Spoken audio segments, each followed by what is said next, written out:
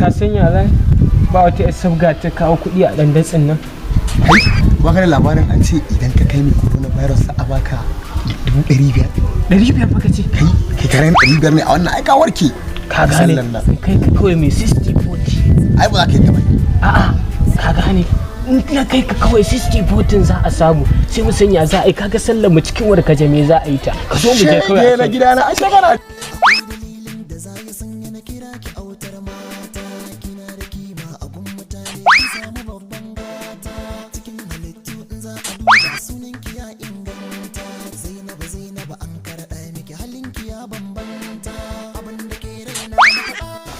Likita!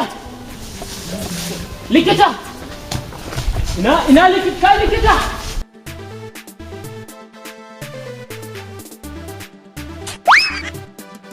Zo ka gani likita! Allah na ce mai tafarwa. Ka nuna maka mana?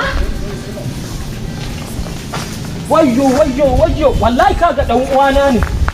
So what happened? Ba marin shi aka yi bane likita. A'a me yake damunsa me ke faruwa?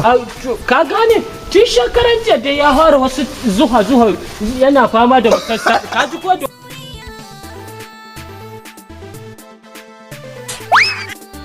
What?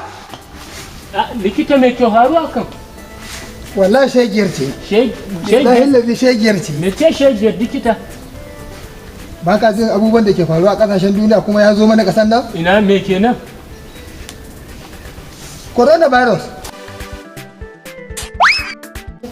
To kai fa a tsarin kundin mulki yanzu da yake gudana shugaban kasa ya ba da dokar cewa duk wanda aka gwada shi aka tabbatar yana da wannan cuta ta corona to hukuncin harbewa ne a tattare da shi. Kace harbi kuma? To harbi ne a tattare da shi saboda haka wannan ba za mu bar shi mu sake shi ba zai ci gaba da haɗa mutane wannan cuta ba. Kuwa harbi fa kace datto hukuncin sa kenan ai a kai na guri ba harbi kai ka fara nan wallahi ƙarya yake